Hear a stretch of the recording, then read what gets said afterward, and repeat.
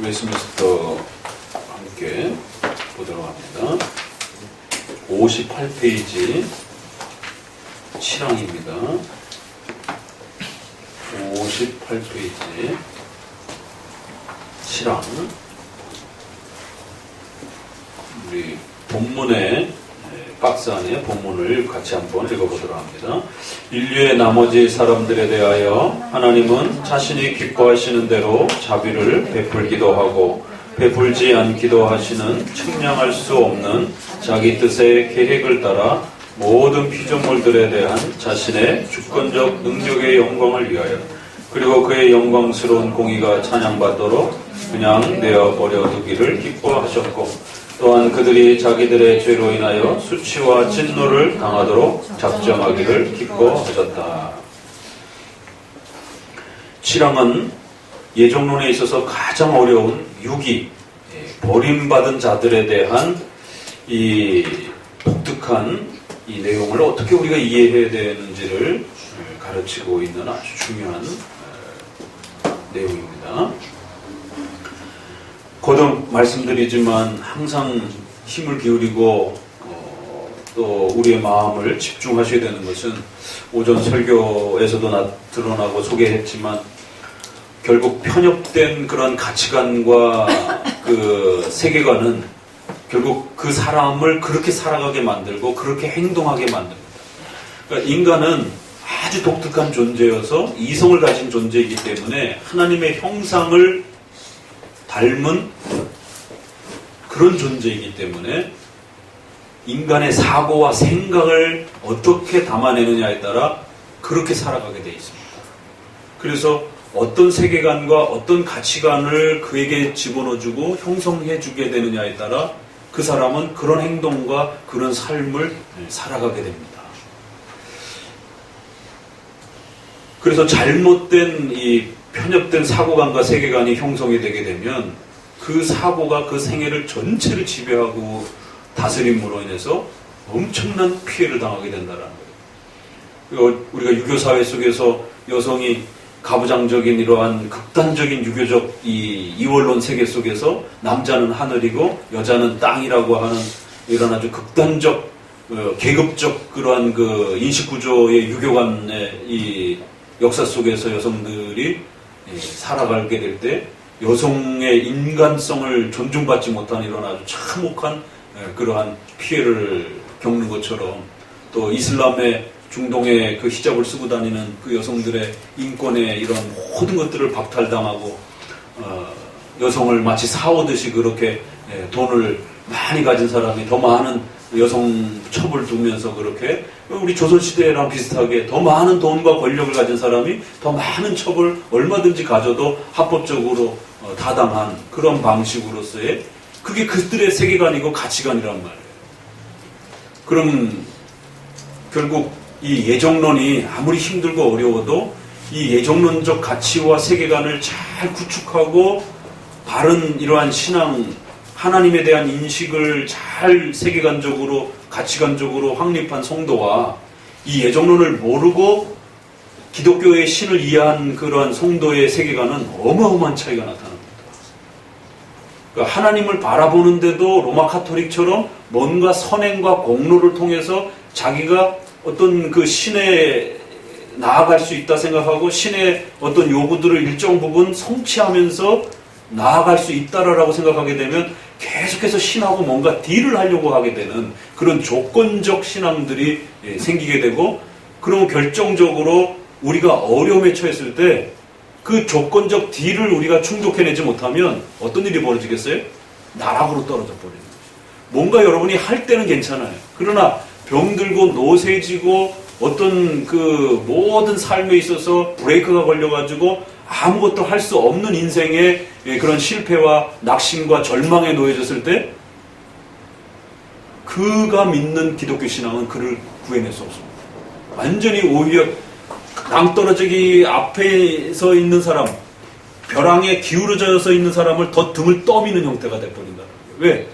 네가 조건을 딜할 수 없잖아. 너 뭔 조건을 딜을 할 수 있는데? 그러면 딜을 할 수 없는 조건이 아무것도 없으면 너는 도와줄 수 없어. 이렇게 되면 더 나락으로 떨어져 버리는 거죠. 그래서 예정론이 없는 기독교인, 예정론을 모르는 기독교인들은 기독교의 아주 미약한 부분 정도만 알고 있는, 아주 기독교의 초보 정도만 알고 있는 그런 수준이라는 것이죠. 그래서 장로교도들은 역사 속에서 지난 2000년 동안 이 예정론을 지켜내기 위해서 엄청난 에너지를 쏟았고, 역사 속에서 이 예정론을 빼앗기 위해서 사탄은 교회에 가장 강력한 폭탄을 집어넣고 유혹거리를 또 집어넣고, 그래서 예정론은 아주 독선적인 거야. 어떻게 왜 하나님이 인간의 운명을 지배를 해? 인간도 인격적 존재인데 내 인생은 내가 판단해야지. 내가 누구랑 결혼할지, 내가 어떻게 살아가야 될지 그걸 왜 하나님이 판단해? 내가 알아서 결정을 해야지. 부모가 뭔가를 결정해도 기분 나쁜데 내 인생은 내가 결정해야지. 이런 인간의 사고가 결국 아담과 하와의 타락으로부터 이후로부터 시작되어서 하나님에게 의존하지 않으려고 하는, 하나님에게 기대려고 하지 않는 이런 인간의 독립적 이 사고가 결국 인류 전체를 하나님으로부터 더욱 더 멀어지게 했고, 더더구나 이러한 예정론의 이러한 가르침들이 결국 교회로부터 점점 더 멀어지는. 그래서 유명한 초대교회의 300년의 싸움은 삼위일체에 대한 싸움이었고, 그래서 200년, 300년 전으로 해서는 삼위일체에 대한 예수님의 신성과 인성에 대한 싸움이었고, 그게 어느 정도로 정립이 되어 가더니만 400년에 와서 어거스틴이 등장을 할 때는 절대적으로 하나님의 은혜로 구원받는다. 아니다. 행위로 어느 정도 인간이 하나님 앞에 선행과 공로를 행할 수 있다라고 하는 이러한 은총론 싸움이 벌어졌습니다. 그 은총론 싸움은 죄론 싸움으로도 연결이 되는 거예요. 왜? 인간이 거반 죽게 되었고 병든 것이지 완전히 전적으로 부패있고 죽어있는 게 아니다. 그렇게 또 전제를 깔아야만 되는 거예요. 그래야 인간이 선행으로 은혜 없이도 은혜를 절반 정도만 받아도 선행과 공로로 하나님을 찾을 수 있다. 그렇게 죄론하고 연결이 되어지고 또 그것은 예정론하고도 연결이 됩니다. 그렇기 때문에 하나님은 어떤 사람도 확정적으로 구원받을지 안 받, 지옥으로 갈지 확정적으로 예정해 놓은 게 아니다. 그 사람이 선행을 통해서 열심히 최선을 다해서 하나님께로 다가오면 구원시켜 주는 거고, 지가 못해가지고 다가오지 않으면 버리는 거고. 그러니까 예정에 있어 선택과 유기는 결국 그가 스스로 어떻게 노력하느냐의 결과에 따라서 하나님은 지켜보시다가 최종 나중에 결정하시는 거죠. 그러니까 은혜론, 죄론, 예정론 같이 맞물려 있습니다. 이게 도르트 총회의 튤립 교리도 보게 되면 무조건적인 선택, 전적 부패, 제한 속죄, 불가항력적인 은총, 이렇게 서로 맞물려 있는 것처럼 어거스틴의 논쟁도 은혜론, 죄론, 예정론이 같이 맞물려 있어서 400년의 그 유럽 교회를 발칵 뒤집어 놓게 되었던 결국 결정적 논쟁의 싸움은 이제 삼위일체 다음 두 번째는 예정론 싸움이기도 합니다. 그래서 사탄은 교회 안에서 이 예정론을 빼앗기 위해서 어마어마한 시도들을 한 겁니다. 때로는 국가적인 위협으로 그렇게 위협을 하기도 했고, 또 때로는 거짓 목사와 또 이러한 교사들을 교회 안에다 퍼뜨려놔서 여러분 예정론 배우면 큰일 납니다. 예정론 배우면 운명론에 빠져가지고 나태해지고 내 인생은 내 손에 달렸기 때문에 내가 어떻게 최선을 다하고 내가 어떤 결정을 내느냐에 따라 내 운명이 달라지는 것이지, 그렇게 하나님께 맡기고 하나님이 우리를 예정하시고 우리를 하나님이 선택하셨다라고 하는 이런 가르침은 도덕적으로도 아주 심각해지고 나태해지고 게을러지고 하나님을 폭군으로 만듭니다. 어떻게 영원히 지옥에 버리는 자들이 있습니까? 그건 하나님은 무서운 폭군이 됩니다. 그래서 웨슬레가 종교 부흥을 일으키면서 영국에서 제일 먼저 버렸던 게 예정론입니다. 교회 안에서 절대 예정론 가르치지 말라. 왜? 예정론 가르치면 하나님이 폭군이 되어지고, 두 번째, 전도를 못한다. 다 예정됐는데 뭐하러 전도하느냐라고 하면서 결국 전도가 안 되고, 세 번째, 윤리 도덕적으로 나태해지고 게을러진다라는 거예요. 내가 사람을 죽였어. 이것도 예정된 거 아니야? 이런 식의 이제 극단적인 생각들을 하게 되면 사람들은 윤리에 있어서 책임감을 다하지 않고 결국 무책임해지고 나태해지고 게을러진다. 어차피 나는 부자가 못 돼. 돈 벌려고 하지 않는 거야. 나는 어차피 나는 똑똑하지 못한 사람이야. 공부하지 않는다라는 거야. 난 처음부터 무식한 자로 예정됐던 거야.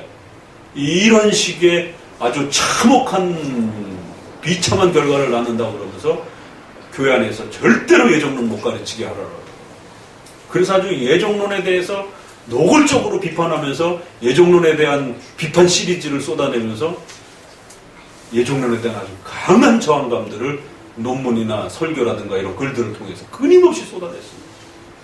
그리고 그런 예정론을 노래하고 예정론을 표현하는 시편을 절대로 교회 안에서 찬송 못 부르도록 시편 찬송을 없애버렸습니다. 왜? 시편의 1편부터 시작해갖고 139편 같은 경우는 우리 모태의 어머니의 뱃속에서부터 하나님이 우리를 예정하셨고 우리가 그 뼈가 자라는지 어떻게 할 수 없을 정도로의 그 신비로움 속에서 하나님은 벌써 우리가 다 어떻게 태어날지 어떻게 누구에게서 태어날지 어떻게 자라갈지 그 모든 것이 하나님의 예정 속에서 그렇게 살아가는 것입니다.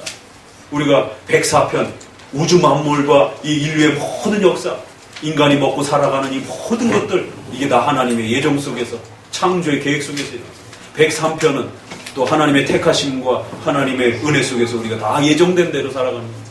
105편은 교회와 구원의 역사 속에서 우리가 이렇게 구원받은 거 다 하나님의 선택과 그 하나님의 은총 덕분 무궁무진합니다. 그냥 시편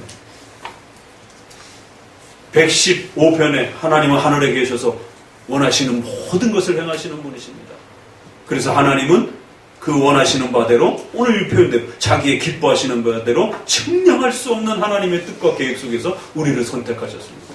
우상 숭배를 하는 이 무지하고 어리석은 자들아 하나님을 깨달으라 라고 그러면서 시편 115편은 하나님은 하늘에 계셔서 원하시는 모든 것을 행할 수 있습니다. 이 선언부터 하고 쭉 시작을 합니다.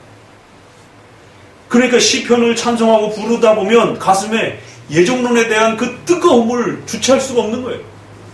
그러니까 웨슬레가 시편 찬송을 못 부르게 아주 강력하게 차단시켜버리고 그리고 또 그걸 교리적으로 웨스민스터 소율이 문답 하나님 누구십니까? 영이시고 무한불변 영원하시고 그리고는 이제 그 다음 질문들이 하나님은 어떻게 역사하셨습니까? 하나님은 창조와 섭리로 신적 작정을 이루셨습니다.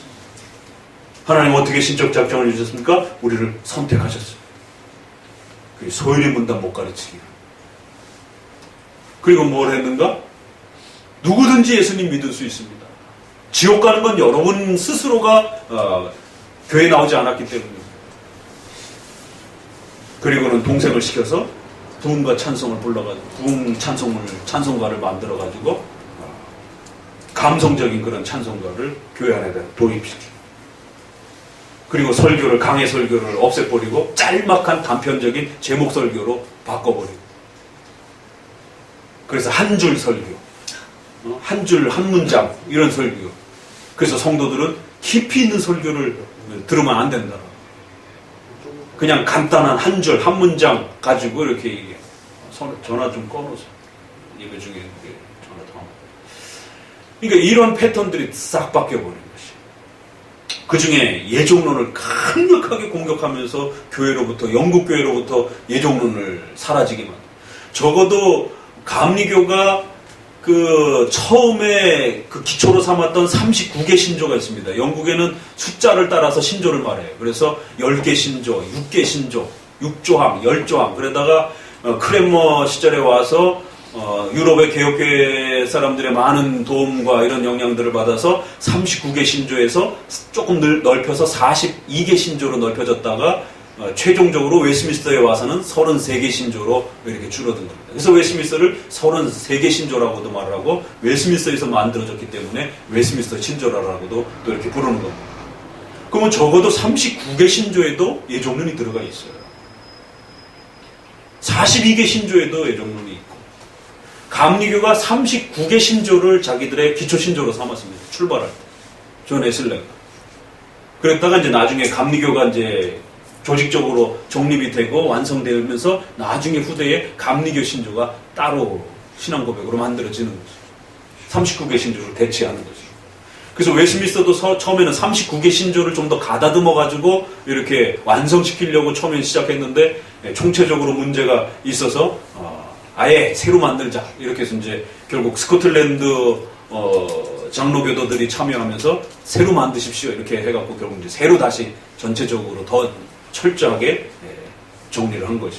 그만큼 39개 신조는 상당히 그래도 나름대로 깊이가 있는 부분들이 많이 있습니다. 근데 결국 웨슬레가 등장하면서 영국 교회로부터 예정론을 완벽하게 깨트려버리고 완벽하게 묻어버리는 거예요. 지난번에는 우리가 기독교 강의 있다가 예수님을 묻어버린다는 표현을 우리가 읽었는데 로마 카톨릭의 악행들에 의해서 예수님이 묻어져 버렸다라고 이렇게 예정론이 묻어져 버렸어요. 17세기. 그리고는 18세기, 19세기로 넘어오는 그 과정에서 결국 미국의 부흥운동들을 일으키면서 1900년에 LA 아주사거리를 통해 가지고 소위 말해서 순복음교회의 그런 오순절 부흥운동이 일어나면서 결국 똑같이 예정론을 교회로부터 없애버리는. 그러니까 신비주의 운동과 이러한 그 자유주의 운동들이 창궐하게 되면 제일 먼저 파괴하는 게 예정론입니다. 유기자들이 있다? 이거 상상할 수가 없다라는 거예요. 어떻게 교회 안에서 유기를 가르칠 수 있느냐라는 거예요. 버림받은 자가 있다라고 가르칠 수 있느냐는 거예요. 우리는 사람받기 위해서 태어난 사람들입니다. 이렇게 말하는 게 훨씬 좋지. 하나님 앞에 심판받아 지옥의 백성이 될 수 있고 그런 자들이 있다라는 말을 감히 어떻게 말할 수 있느냐라는 거예요. 하나님이면 왜 그걸 못할까? 그걸 참 신의 관점에서 바라보는 것과 인간의 관점에서 바라보는 게 이게 종이 한 장 차이인데 인간의 관점에서 바라보게 되면 감히 어떻게 인간을 버린다라고 인간의 운명을 누가 결정하냐고 당연히 그런 생각이 들어요. 그렇죠? 근데 신의 관점에서 조금만 더 이렇게 생각해 보게 되면 왜 못 버려? 창조도 하나님이 원하셔서 하나님이 하신 건데 창조 안 해도 돼요. 근데 하나님이 창조하셨어요.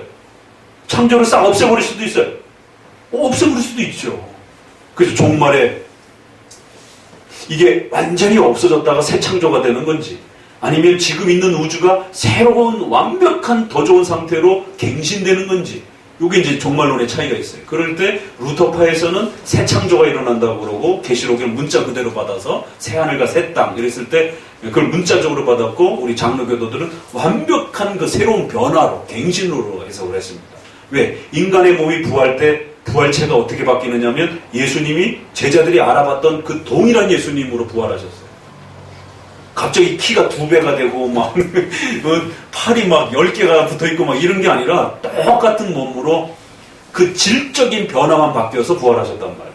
그래서 부활체가 어떤 것인지를 우리에게 보여주셨을 때 동일한 몸으로 부활했지만 질이 완전히 바뀌어버린 거예요. 그래서 신령한 몸이다 이렇게 말하는 거예요. 몸은 몸인데 질이 완전히 바뀌어버린 신령한 몸, 고린도서에. 그래서 그러한 인간들이 살아가야 될 천국은 역시 새롭게 완전히 다시 만들어지는 게 아니라 기존에 있었던 그러한 우주 만물의 이 내용들이 거반 새롭게 되어지는 형태로 바뀌어지는 갱신을 우주 종말의 내용으로 우리 이제 칼빈주의와 장로교에서는 그렇게 이제 해석을 합니다. 아무튼 종말도 그렇게 하나님이 얼마든지 다시 만들 수도 있는 거예요. 그런데 왜 인간의 운명을 하나님이 좌우 못하냔 말이에요. 선택할 수도 있고 버릴 수도 있는 거예요. 신이라면 얼마든지 그럴 수 있는 거예요. 그러니까 이 미묘한 그 관점의 차이가 결국 역사 속에 극복되지 못하고 끊임없이 인간 중심적으로 들여다보다 보면 하나님조차도 인간에게 딜을 해야 되는 거예요. 하나님도 함부로 행할 수 없는 거예요. 하나님도 막 할 수가 없는 거예요. 야, 도대체 인간이 얼마나 높은 존재이길래 얼마나 대단한 존재이길래 그 절대적 신이라는 존재가 인간에게 허락을 받아야 되는지 인간의 어떤 결제를 받아야 되는지 인간의 어떤 최종 승인을 받아야 되는지 그래서 인간이 어떤 선행을 할지 어떤 악행을 할지 기다려야 되는지 이거 신을 어떻게 그렇게 생각할 수 있을까?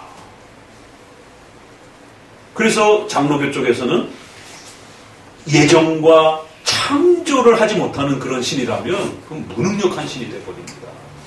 그래서 끊임없이 인간의 운명을 지배할 수 있고 전 우주 만물의 존재를 있게 할 수 있고 없게 할 수 있는 그런 창조의 전능성을 말하지 않는 신이라면, 그러한 내용을 고백하지 않는 신이라면 무능력한 신이 된다.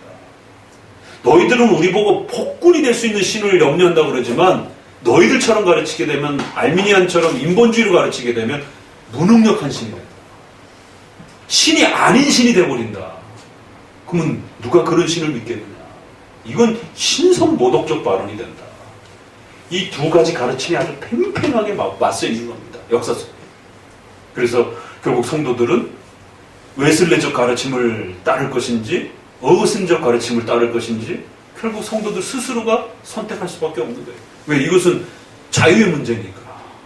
이건 뭐 안 따른다고 해서 수갑 채워가지고 100일씩 감옥에다가 가둘 수 있는 문제도 아니고 결국 그 개인이 선택해야 될 문제이기 때문에 유기에 대한 문제는 그만큼 역사 속에서 끊임없이 괄시를 받고 끊임없이 파괴를 받았고 끊임없이 비판을 받았다. 그래서 겨우 이제 조정한 게 유기만 가르치지 말고 모두가 다 예정받았다라고 가르치자. 이렇게 변형을 해서 누구나 다 예정됐다라고 가르치자. 그러면 성경에 보니까 분명히 예정됐다라는 말이, 우리를 창세전에 선택하고 예정하셨다라는 말이 에베소서에 분명히 있으니까 그걸 없앨 수는 없으니까, 그래 예정하셨다라는 것까지는 인정하지만 그러나 모두가 다 일정한 부분들이 유기가 됐다라는 말을 우리가 함부로 하지 말자. 그게 이제 소위 말해서 칼 바르트의 주장인 것입니다.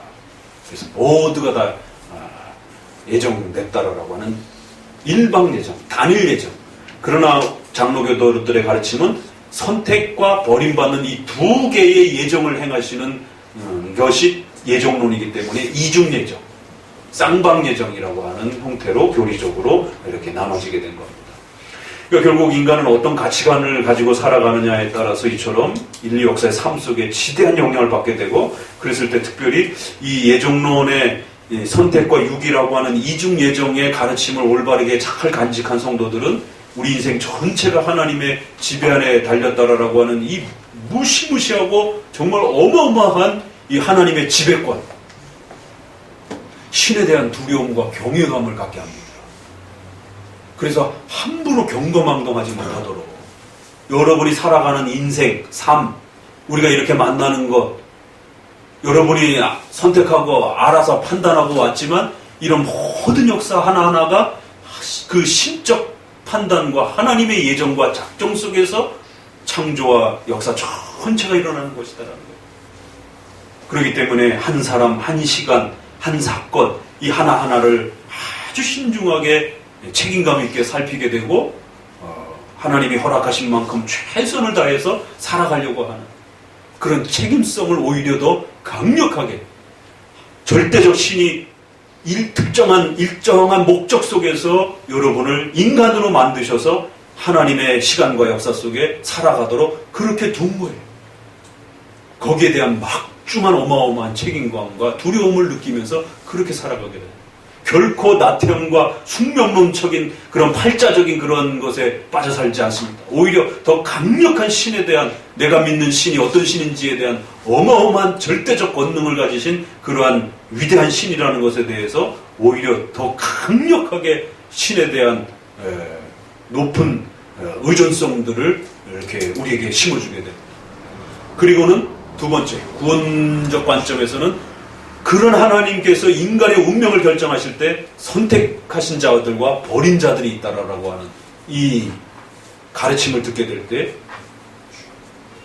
아니 어떻게 기회도 안 주고 버릴 수 있느냐, 이런 사고보다는 죄인으로서 하나님을 믿지 않는 그 비참한 죄인들을 하나님께서 다 지옥에 버리지 아니하시고 그 중에 일정한 사람들 이렇게 구원하셔서 택해 주셨다라고 합니다.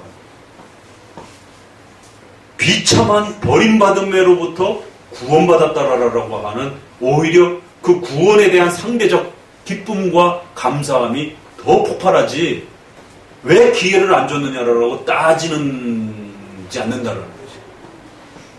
그러니까 이 묘한 차이가 결국 유기에 대한, 버림에 대한 이 가르침을 두느냐 안 두느냐가 그런 차이를 나타낸다는 거죠. 그래서 이 유기에 대한 가르침은 사실 인간 편에서 보게 되면 상당히 부담도 되고 굉장히 어려운 가르침이기도 하고 아주 그 깊은 가르침이지만 이 부분들을 부지런히 열심히 배워가시게 되면 하나님에 대한 가장 높은 경외감을 갖게 하기도 하고 또 우리 개인의 구원과 관련해서는 하나님께서 우리를 버리지 아니하시고 택자로 그렇게 삼으셨다라고 하는 그 감격스러운 상대성에 모두가 다 구원받으면 감사가 잘 안 나와요. 왜? 어차피 다 구원받는 건데 뭘 감사를 해요? 근데 일정한 대상들이 버림받는다라고 생각하면 그 버림받는 자에 속해 있지 않는 것에 대한 위안과 감사가 어마어마한 상대적 위로를 준다라는 거예요. 그럴 때 이제 반대쪽에서는 그러면은 버림받은 자들은 구원 못 받지 않느냐? 근데 신비로운 거는 그 버림받은 자가 누군지를 모른다는 데에 은혜가 있다라는 거예요. 그래서 염려할 필요가 없다는 거예요. 누가 버림받았는지 인간은 그걸 판단할 수 없다는 거예요. 하나님만이 그걸 판단하시는 것이라. 그러니까 우리는 최선을 다해서 복음을 전하면 되는 것이에요. 김정은한테도 그래서 복음을 전해야 되는 겁니다. 형식적으로는 정치적으로는 나쁜 사람이지만 하나님의 작정 속에서는 그가 예정됐는지 안 됐는지 아무도 모르는 거예요. 하나님만이 아시는 것이에요. 그래서 예정론을 가진 자들이 가장 악독한 자에게도 마지막까지 전도할 수가 있는 겁니다. 예정론을 모르는 사람들은 몇 번 전도하다가 지쳐가지고 저거는 성령 해방죄에 속한 자야 쟤는. 도무지 전도해도 알아먹지도 못하고 쟤는 안 돼. 포기해버려. 왜? 아무리 해도 정말 핍박을 하고 교회를 미워하고 그러면 정말 이 사람은 아주 태생적으로 진짜 그 마귀의 자식이구나 이렇게 생각할 텐데 예정론을 믿는 사람들은 예정된 자가 있는 겁니다. 근데 누가 예정됐는지를 몰라요. 우리는 인간은 연약하기 때문에. 그래서 최후의 악인에게도 복음을 전해야 되는 거죠. 그래서 예정론을 알아야만이 죽도록 전도하는 겁니다.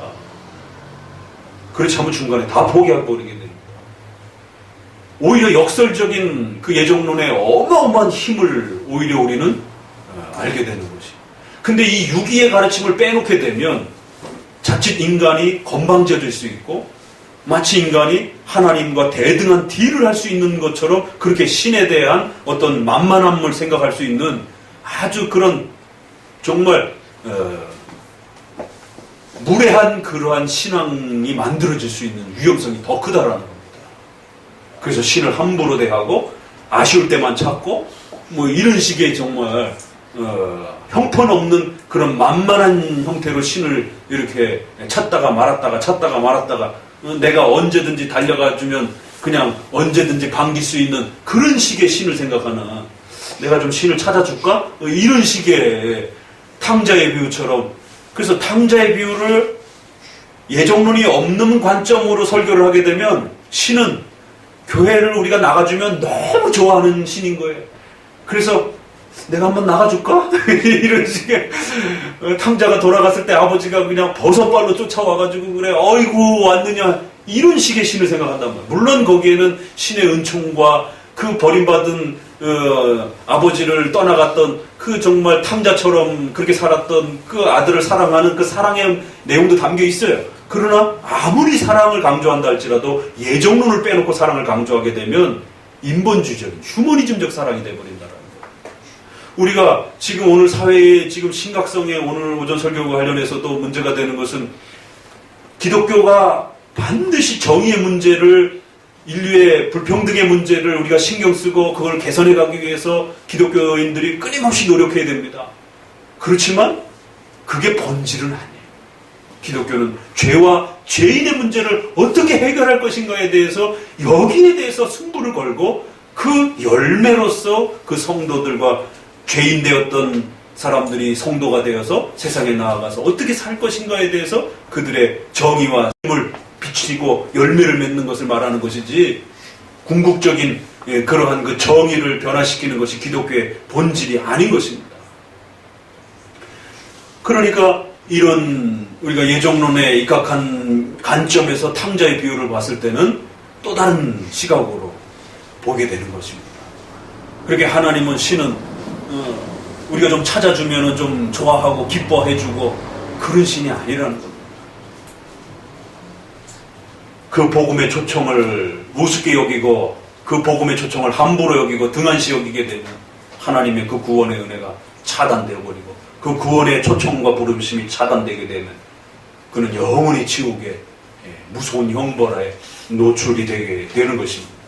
그래서 이 유기의 가르침이 역사 속에서 이처럼 가장 많은 괄시를 받고 그나마 예정론이 조금 교회 안에서 들어와도 유기까지 들어오지는 않는, 유기는 빼고 예정론이 들어오는 변형된 형태로 이렇게 선택만 가르치는 이런 식의 예정론 형태로. 그래서 오늘날 교회 설교에 유튜브에 이제 설교를 듣다 보면 예정론 설교를 많이 이렇게 또 하시는데 유기는 이렇게 강조하지 않는 그런 설교들이 또 꽤 있어요.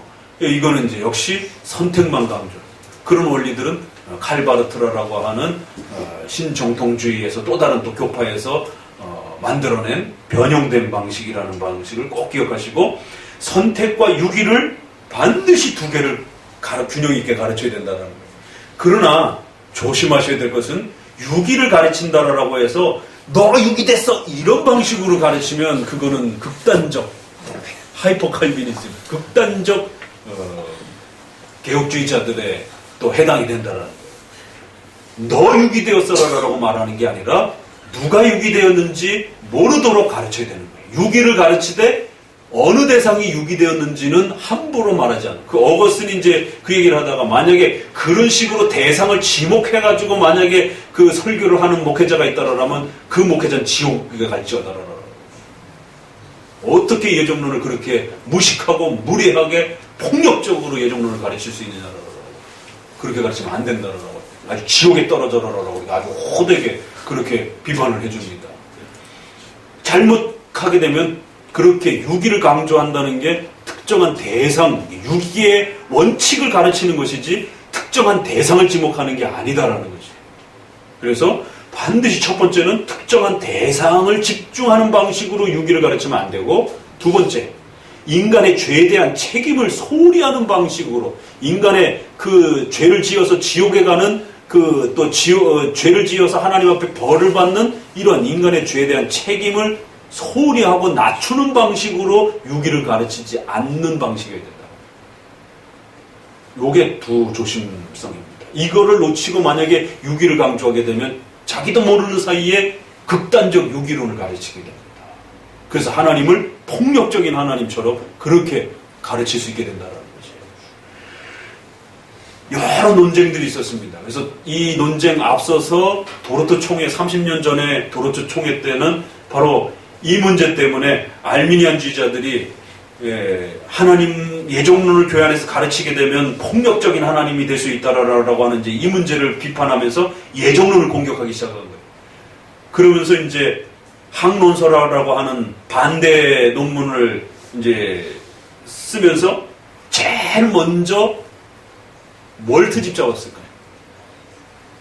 그들의 글을 학론서라고 그래요. 정통 가르침을 반항했다 이렇게 해가지고 학론서라고 그러는데, 그 학론서에 5개로 나중에 정리된 건 튤립의 그 5개 조항인 거고, 초창기에 그 우리 이러해서 정통 기독교의 가르침을 못 받아들이겠다, 특별히 예정론의 가르침을 못 받아들이겠다, 그렇기 때문에 국가위정자는 이 부분에 대해서 총회를 통해 가지고 우리의 의견을 수렴해 주세요, 하이델베르그와 벨직 신조의 그 예정론을 고쳐주세요 라고 하면서 이제 초창기 학론서를 제출을 합니다.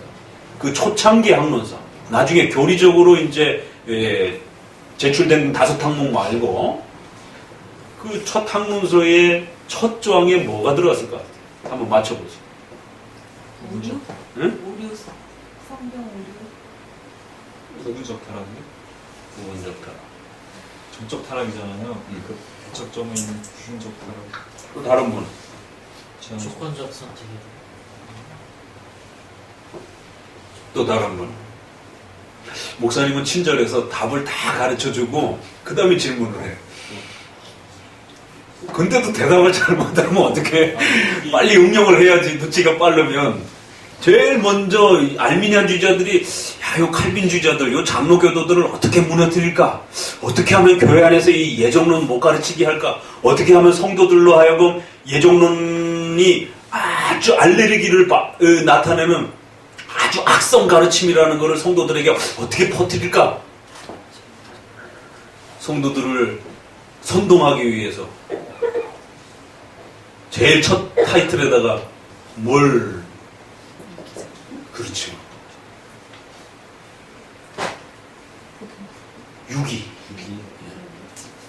유기가 상당히 문제가 있습니다.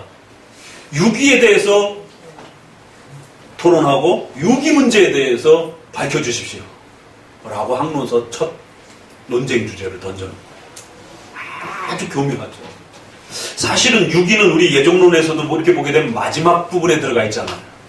예정과 하나님의 작정이라고 하는 하나님의 절대 주권이라고 하는 것은 유기부터 가르치는 건 아니에요. 하나님이 온 우주 만물을 창조하신 절대자이시고 인간을 창조하시고 인간의 운명 전체를 지배하실 수 있는 절대 전능한 자라라고 하는 이런 하나님의 전능성에 대한 부분들을 더 적극적으로 가르치고 그걸 가르치다 보니까 맨 마지막에 인간의 구원에 대한 운명과 관련해서 이렇게 또 한 부분에서는 버림받은 자들이 있다라는 걸 말할 수밖에 없는 순서적으로 그렇게 뒤에 오게 된단 말이에요. 근데 마치 예정론은 버림받은 자들이 있어. 하나님은 세상에 버렸대. 이런 식의 이제 하나님에 대한 인식을 더 집어넣어 주려고 예정론이 얼마나 나쁜 가르침인지를 선동하려고 유기를 가르친대요, 세상에. 하나님이 구원도 안 시켜주고 유기시켜버린대요.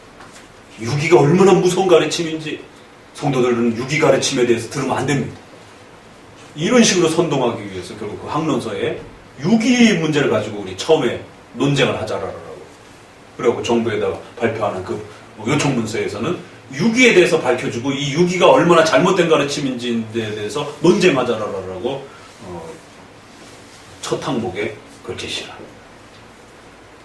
그래서 도로트 총회 학자들은 그렇게 했을까요? 5가지 튤립에 어떻게 되겠어요? 무조건적인 선택에 대한 부분이 선택을 다루지만 유기는 나중에 다룹니다. 도로트 조항에서도. 예정론이라고 하는 것은 더 우선시돼야 되고 더 강조가 돼야 되는 부분은 따로 있는 겁니다.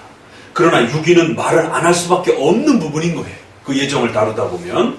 그래서 웨스트민스터에서도 이렇게 뒷부분에다 다뤄놓는 거고 순서적으로. 그리고 또 유기를 다룰 때에 이제 요 표현에 있어서도 첫 번째 유기는 반드시 다뤄줘야 된다는 거. 그러나 순서적으로 논리적으로 뒷부분에서 이렇게 다루게 된다는 거. 두 번째, 인간의 죄에 대한 책임을 분명하게 밝히면서 유기를 말을 해야 돼요. 자, 그러면 이제 유기의 가르침을 말할 때 조심해야 될 이제 세 번째가 있습니다. 유기를 가르치다 보면 하나님께서 택을 하시고 버린다라고 했을 때 유기의 가르침이 있다라는 게 잘못하면 너무 무서운 가르침이 되다 보니까 선택이라고 하는 구원은 하나님이 선택하셔서 구원하는 거고 사람이 지옥 가는 거는 자기가 잘못해서 자기가 예수님을 안 믿어서 지옥 가는 거 이렇게 가르치는 게 낫지 않느냐. 그러니까 유기는 인간의 책임 때문에 지옥 가는 걸로 선택받아서 구원받는 건 하나님이 선택하셔서 구원하는 거예요. 그래서 유기의 가르침은 하나님이 예정하고 작정했다라고 말하지 말고 선택처럼 분리시켜서 지옥 가는 건 인간의 죄 때문이다 라고 말하는 게 낫지 않겠는가. 그런 이제 고민이 드는 겁니다. 자, 그러면 의도는 이해가 돼요. 왜냐면 하나님이 어떤 자들을 처음부터 아예 버렸다? 그건 너무한 거 아닌가? 대부분 그 생각이 든단 말이에요. 불평등하다라는 생각이 든단 말이에요. 그러니까 지옥 가는 거는, 그러니까 선택받았다라고 할 때는 우리의 선행과 공로로 우리가 하나님 앞에 선택받았다라고 말을 하게 되면 인간의 선행과 공로가 강조가 되잖아요. 그러니까 그거는 맞고 하나님의 절대적인 선택에 의해서 구원받았다라고 이렇게 말하자. 어떤 선행과 어떤 공로도 없이 선택을 받은 거예요. 그러나 유기를 말하려고 하니까 조금 부담이 되는 거예요. 그래서 유기는 네가 잘못해서 지옥 간 거야. 이렇게 말하는 게 낫지 않겠는가. 선택은 아무런 공로 없이 너의 어떤 행위 없이 무조건적인 하나님의 은혜로 인해서 너가 구원받은 거야. 그러나 지옥 가는 건 네가 잘못해서 지옥 가는 거야. 이렇게 처음에 논의가 자꾸 그렇게 들어왔어요. 그런 식으로 유기를 이해하시는 분들도 있어요. 웨스민스터는 그 부분을 막았습니다. 첫 번째가 그거예요. 선택도 하나님의 자신의 기뻐하시는 뜻과 측량할 수 없는 하나님의 계획 속에서 선택하셨다라고 우리가 앞부분에서 읽었죠. 그러면 유기는 어떻습니까? 인간의 죄 때문에 아니에요. 하나님의 자신의 기뻐하시는 뜻과 자기의 뜻의 계획을 따라 하나님의 영광을 드러내기 위하여. 거의 똑같이 선택하는 방식과 목적하고 동일합니다. 그러니까 선택이나 유기나 모두 다 하나님의 의지와 하나님의 마음 속에서 하나님의 기뻐하시는 뜻 속에서 하나님이 절대적 주권을 갖고 결정하는 겁니다. 원인은 거기 있어요. 이 원인을 말하는 것에 대해서 두려워하게 되면 유기를 말을 못합니다. 하나님이 기뻐하시는 뜻에서 버렸어? 그건 좀 너무한 거 아닌가? 아무리 예정론을 가르친다 하더라도. 그래서 거기에 대해서 두려움이 있는 분들이 있어요. 그러나 웨스민스터는 그걸 어떻게 정리했느냐면 예정론이란 유기조차도 선택처럼 하나님이 정하시고 하나님이 결정하시는 하나님의 의지의 뜻에서 나옵니다.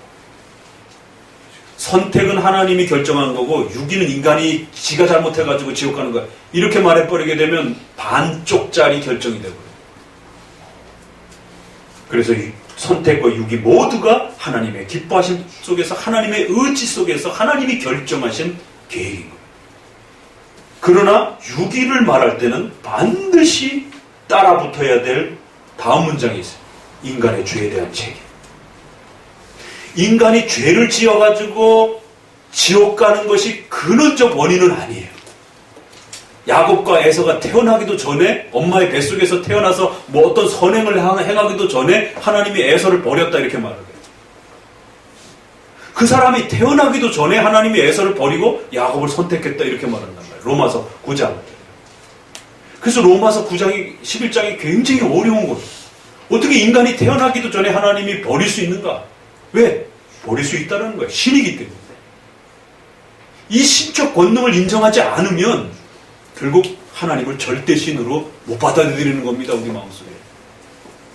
그래서 이 예정론을 받아들이느냐 못 받아들이느냐가 신자에게 있어서 하나님의 이 전능성을 어떻게 신자가 이해하는지에 대한 하나의 테스트가 되기도 한다는 거예요. 아무리 내가 신을 경배하고 예배해도 내 인생을 절대적으로 지배하는 신으로서 내가 못 받아들이겠다. 그런 마음이 한편에 있게 되는 겁니다. 예정에서 선택과 유기 모두가 하나님의 절대적인 뜻 속에서 나오는 거예요. 50% 원인을 이렇게 둘로 만들어서는 안 되는 겁니다. 모든 절대적인 예정의 원인은 하나님께 있는 겁니다. 그래서 신비라는 거예요. 왜 어떤 사람은 버리는지 그건 우리가 알 수 없는 신비로운 하나님의 그 세계의 역사 속에 있는 거예요. 다만 결과적으로 겉으로 드러나는 인간의 삶의 역사를 우리는 볼 수밖에 없는 그런 연약한 인간인데 그러한 모습에서 인간을 들여다보게 되면 인간은 자기 죄 때문에도 얼마든지 버림받기에 합당하다는 이 뒷문장을 붙이는 겁니다. 그래서 기뻐하심 속에서 하나님의 유기의 원인이 나타나기도 하고 인간의 죄 때문에 벌받는 원인이 나타나기도 해요. 두 가지 원인이 있는 것처럼 그렇게 보이는 겁니다. 인간이 연약해서 그렇게 보여요. 겉으로는 우리 죄 때문에 우리가 하나님 믿지 않으면 지옥 가는 겁니다. 인간은 하나님 믿지 않으면 예수님 믿지 않으면 지옥 가는 거예요. 그럼 그건 인간의 죄 때문에 벌받아 지옥 가는 거예요. 겉으로 드러나는 그 모습은 인간은 그것밖에 못 보는 거예요. 하나님의 깊은 세계를 들여다보지 못하니까. 그래서 두 개의 원인이 있는 것처럼 보여지지만 인간의 이러한 행동도 결국 모든 역사가 하나님의 신적 계획 속에 담겨있는 하나님의 뜻 속에서 나오는 것이죠. 다만 인간은 인간이 잘못해서 예수님을 믿지 않는 그러한 악행들을 또 인간은 보게 되는 겁니다. 그래서 하나님은 얼마든지 자기 뜻 안에서 결정하셨다라고도 말씀하시고 또 그럼에도 불구하고 인간은 너희 스스로 하나님을 믿지 않고 예수님을 믿지 않기 때문에 너희들은 결과론적으로도 예수 믿지 않는 자들은 당연히 지옥에서 영원히 버림받아도 마땅하다라고 하는 결과론적 표현도 붙여주는 겁니다. 이 부분을 빼게 되면 하나님이 마치 폭군처럼 또 더더구나 인간이 죄의 책임이 없는 것처럼 나 하나님이 나 지옥 가도록 버렸어. 그러니까 나는 지옥 가야 돼. 이런 무책임한 발언이 나올 수 있다는 거예요. 그래서 이 예정론을 보호하기 위해서 유기를 말할 때는 선택에서 말하는 하나의 원인만 말하지 않고 두 개의 원인이 있는 것처럼 이렇게 표현하되 두 개의 원인이 있는 건 아니에요. 표현만 그렇게 할 뿐인 것이. 그래서 인간의 죄 때문에 반드시 인간은 결과적으로도 지옥 가서 마땅하다라고 하는 인간의 그 죄의 참혹함이 얼마나 무섭고 처참한 것인지를 유기를 말할 때는 반드시 함께 말을 해줘야 돼요. 도르트 신조도 이렇게 고백되어 있고 웨스민스터도 이렇게 고백되어 있어요. 문장 구성이. 선택을 말할 때의 원인과 유기를 말할 때의 원인이 달라요. 그래서 많은 분들이 이거를 헷갈려 해가지고 유기의 원인은 두 개가 있는 것처럼 인간이 잘못해서 50% 하나님이 결정해서 50%라고 해서 그렇게 이해하는 오해가 발생되기도 하는데 이거는 그게 아니라 하나님의 기뻐하심의 그런 결정이 둘로 다 나타나서 이렇게 우리의 역사 속에서 표현되는 겁니다. 그리하여 뒷문장을 보니까 어떻게 되어 있느냐면 영어 원문에도 하나님이 기뻐하셨다. 유기자들, 인류의 나머지 사람들을 하나님이 버리는 방식에 대해서 기뻐하셨다 이렇게 해요. 기뻐하셨다라는 것이 예정에 대한 아주 결정적 성경의 표현이라고 그랬잖아요. 그런데 기뻐하셨다라고 해놓고는 두 문장을 끌어냈어요. 하나님의 영광스러운 공의가 드러나도록 그들을 내버리는 방식으로 하나님은 유기를 하시는 거죠. 하나님의 공의의 영광스러움이 드러나도록. 또 하나는 문장이 하나 더 붙어요. 그래서 저희가 이걸 번역하면서 콤마로 두 문장을 만들었어요. 기뻐하셨다라가 본동사고 그 본동사에 두 가지 보조 문장이 걸린 겁니다. 이거 굉장히 중요한 부분입니다. 이거 졸면 안 돼요. 기뻐하셨다라고 하는 본 문장에 두 가지 보조 문장이 붙여졌어요. 공의가 찬양받도록 버려두시는 방식. 두 번째, 하나님께서 그들의 죄를 심판하는 데 있어서 그들의 죄로 인하여 수치와 진노를 당하여 마땅하기 때문에 그렇게 벌받도록 작정하시기를 기뻐하셨다. 하나는 내버리는 방식으로 기뻐하셨고 하나는 작정하는 방식으로 기뻐하셨다. 이렇게 문장을 만든 겁니다. 하나는 하나님의 공의의 위대함을 드러내는 방식으로 버려두는 방식을 취하신 거고 하나는 인간의 죄 때문에 당연히 버리는 방식으로 그렇게 하나님이 작정하셨다는 거죠. 끝문장은 기뻐하셨다라고 하는 하나님의 신적 작정하셨다라고 하는 그 결론적 문장에 두 개의 보조 문장이 붙으면서 이러한 목적으로 그렇게 행하셨다라고 붙이는 겁니다. 하나님의 공의의 위대함을 드러내기 위해서 하나님은 어둠을 사용하시는 겁니다. 하나님의 역사 속에서. 하나님이 어떻게 어둠을 사용하실 수 있는가? 그건 참으로 신비롭고 놀라운 거예요. 아담의 죄를 하나님이 모르신 게 아니에요. 아담의 죄를 하나님이 신적 작정 속에 어떻게 의지하시고 뜻하셨고 계획하신 겁니다. 작정하신 거예요. 그러나 그렇다고 해서 하나님이 죄를 아담이 타락을 하도록 죄를 짓도록 충동질한다든가 원하신 건 아니에요. 이 두 개념이 굉장히 신비로운 개념입니다. 하나님은 아담의 죄에 대해서 모든 걸 예지하시고 아시는 분이고 또 그걸 작정하시고 하나님의 뜻 속에서 하나님이 계획하신 것이에요. 머리털까지 세신받으시고 인간의 삶과 역사 속에 우주 창조 역사 속에 하나님의 허락이 없이는 일어날 수 있는 게 없습니다. 그러니까 인간의 죄조차도 하나님의 통치와 작정을 벗어나서 일어날 수가 없는 거예요. 그러나 하나님이 죄를 원하셔서 죄를 만드는 것처럼 표현하거나 말하면 안 됩니다. 하나님의 전능성을 말하되 그 하나님의 전능성을 말하는데 흥분하고 지나치셔가지고 하나님이 죄까지도 만들었다 이렇게 말하면 큰일 난다라는 거예요. 하나님은 죄를 싫어하시는 분이고 의의 하나님이기 때문에 죄를 만들거나 그렇게 죄를 기뻐하는 신은 아니에요. 그럼에도 불구하고 그 죄의 역사 전체가 하나님의 우주 창조 전체 역사 속에 하나님의 의지와 계획 속에서 일어나는 거예요. 그래서 이걸 어떻게 말을 할까 고민을 하던 우리 선조들은 하나님이 바로를 강팍하게 해서 출애굽 역사에 보게 되면 이스라엘 백성들을 안 보내잖아요. 한편에는 바로가 마음이 아주 악해서 이스라엘을 안 보내요. 근데 또 한편의 절반은 하나님이 허락하지 않아서 바로가 강팍하게 하나님이 하셔서 바로가 안 보낸다 이렇게 말을 해요. 그럼 도대체 바로가 안 보낸 거예요? 하나님이 안 보낸 거예요? 두 개가 같이 섞여 있는 겁니다. 하나님이 안 보내고 계시는 거예요. 그럼에도 불구하고 바로의 그 악행이 거기 또 붙어 있는 겁니다. 바로는 바로 스스로 이스라엘 백성들을 핍박하는 목적으로 악을 행하기 위해서 이스라엘을 출애굽 안 시키는 거예요. 그 죄값은 바로에게 돌아가는 거예요.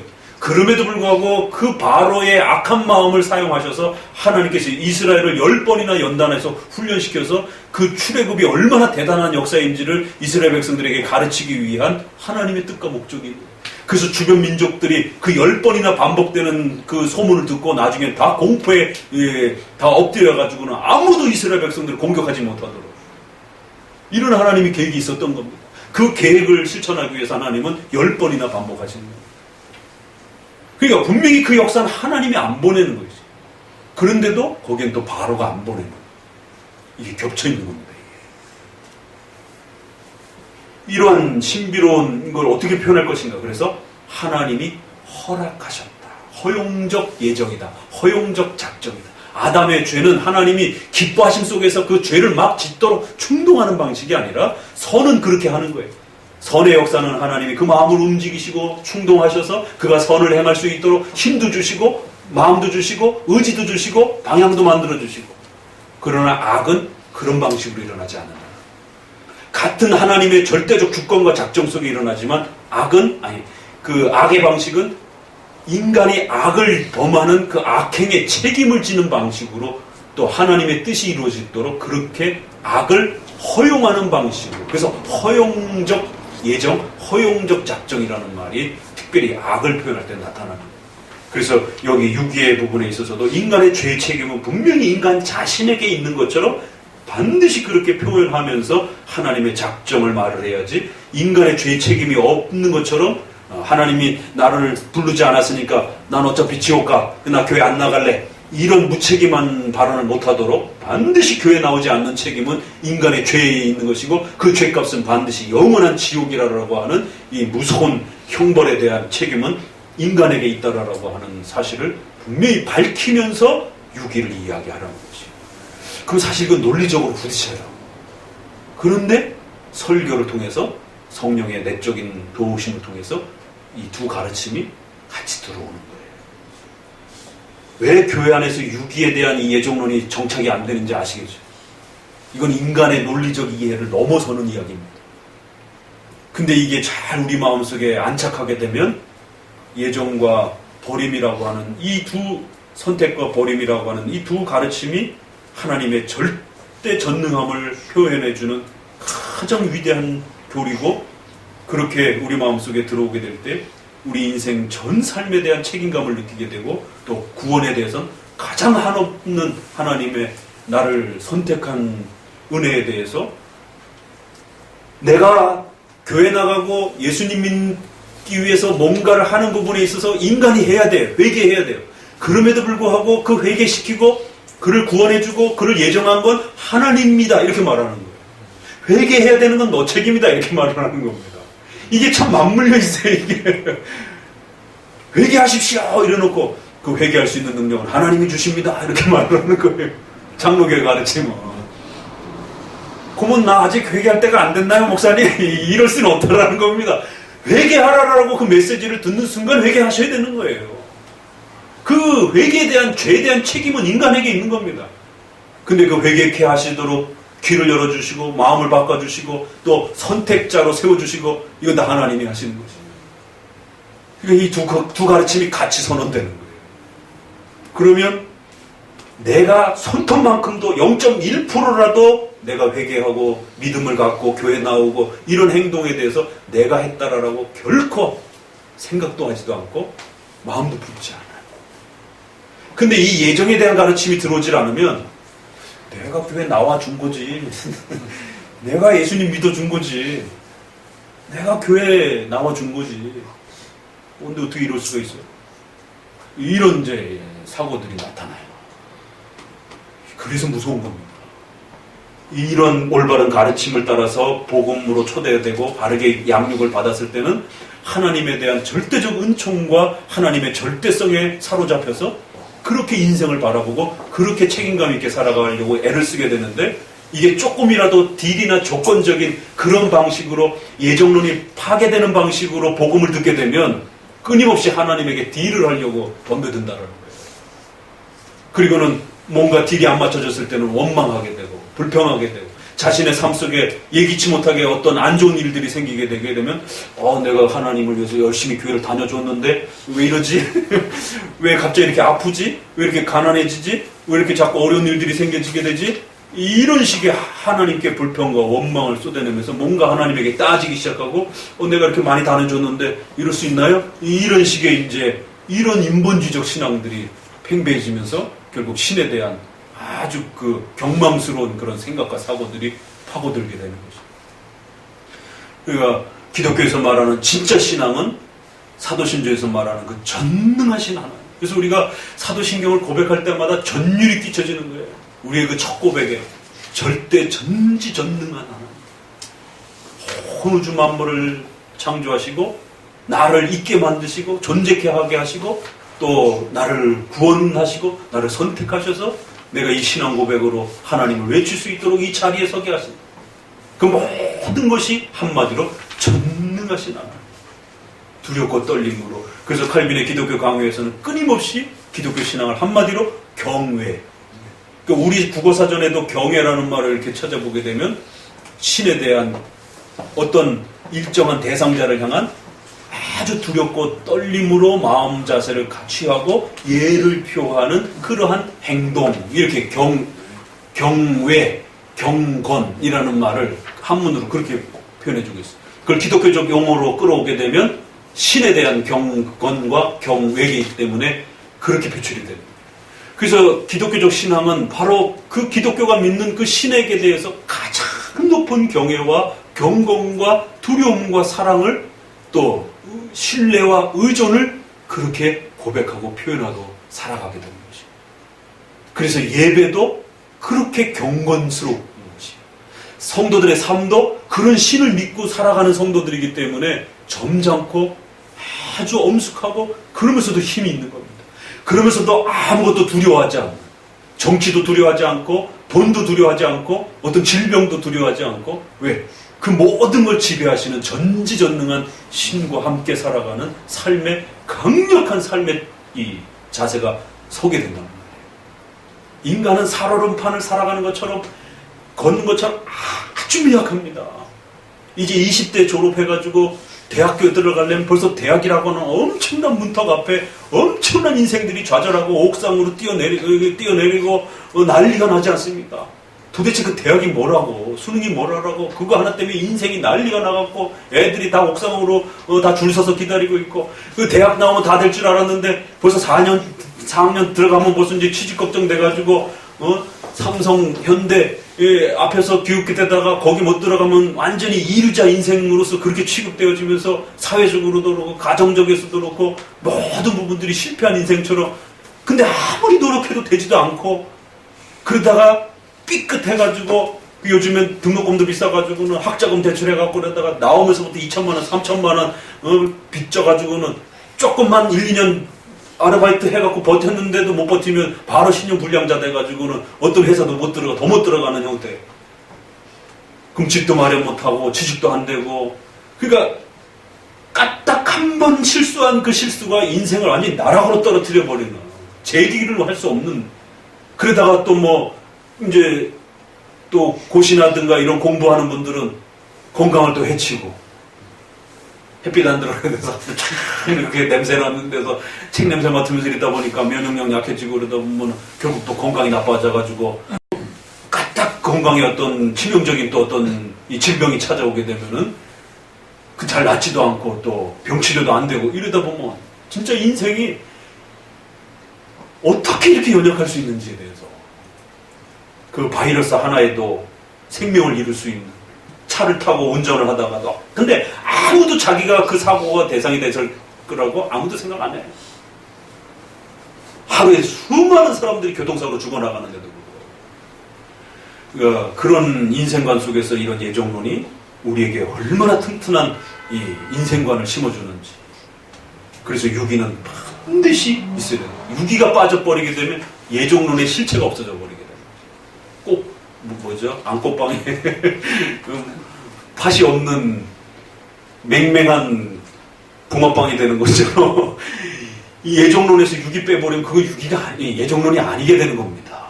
그래서 힘들고 어려워도 예정론을 어떻게 말하는지 그 속에서 유기를 어떻게 말하는지 이렇게 잘 또 한 문장 한 문장 웨스민스터 정도에서 표현하는 문장을 따라서 읽으면 된다라는 것입니다. 몇 마디 읽으면서 마치도록 합니다.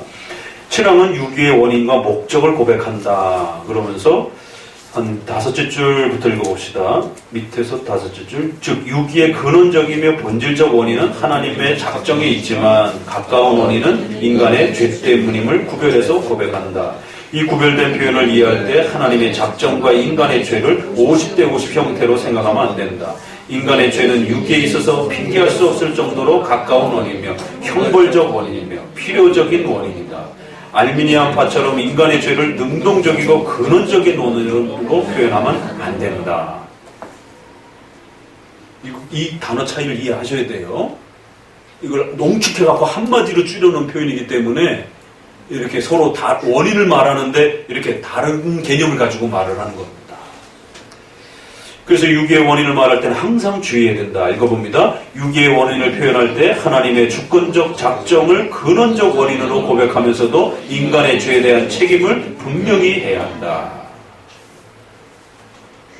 다음 달라. 신조는 유기의 작정이 2가지 목적 속에서 일어난다고 말한다. 우선 그의 영광스러운 공의가 찬양받도록 그냥 내어버려 두시기를 작정하시고 다음으로는 자기들의 죄로 인한 수치와 진노를 당하도록 작정하기를 기뻐하셨다.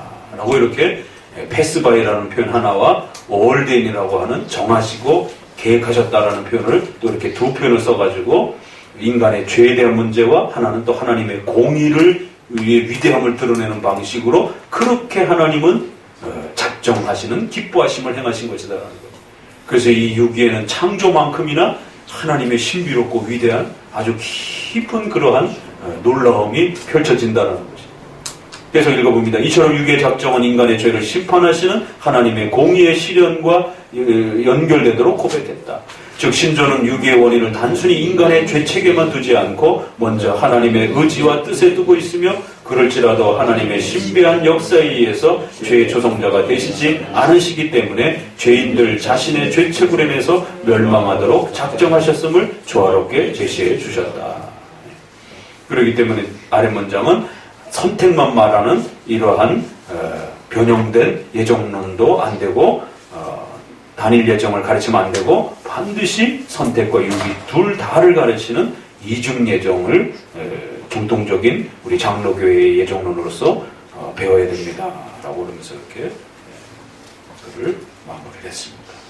자, 유기 반드시 말을 하되 선택과 유기를 어떻게 말을 강조점을 둬서 말을 해야 되는지를 먼저 잘 구별하시고 특별히 유기를 말할 때는 하나님의 의지와 뜻 속에서 버림받았다라는 걸 분명히 하되 인간의 죄에 대한 책임을 함께 붙여서 말하는 방식으로 말을 해야만이 인간의 죄에 대한 책임을 인간에게 돌리고 하나님께 돌리지 않는 그런 구별성을 분명히 이렇게 구별해서 우리가 또 인식할 수 있다는 것을 꼭 깨달으셔야 됩니다. 그래서 유기의 가르침은 비록 어렵고 힘들지만 이 예정론을 이해해가는 가장 마지막 봉우리의 또 험난한 또 그 고지이기도 합니다. 그래서 지금 한국 교회는 이 예정론을 잃어버렸어요. 100교회 중에 한 교회 정도도 예정론을 제대로 가르치는 교회가 없을 정도로 어느 교회를 찍어도 100교회 선택해놓고 한번 들어보세요. 설교로. 예정론을 가르치는 교회가 거의 없고 그 중에 그나마 예정론을 가르쳐도 유기에 대한 가르침까지 포함해가지고 예정의 이 위대함과 신비로움을 정확하게 가르쳐주는 그런 부분들이 많이 손실되었습니다. 그래서 웨스트민스터 해설집도 마찬가지예요. 있으니까 설명을 안 할 수는 없는데 이 유기에 대한 설명은 거의 설명 안 하고 그냥 훅 넘어가는 이제 이런 식의 해설집들도 있어요. 그래서 해설집도 잘 보셔야 되는 거예요.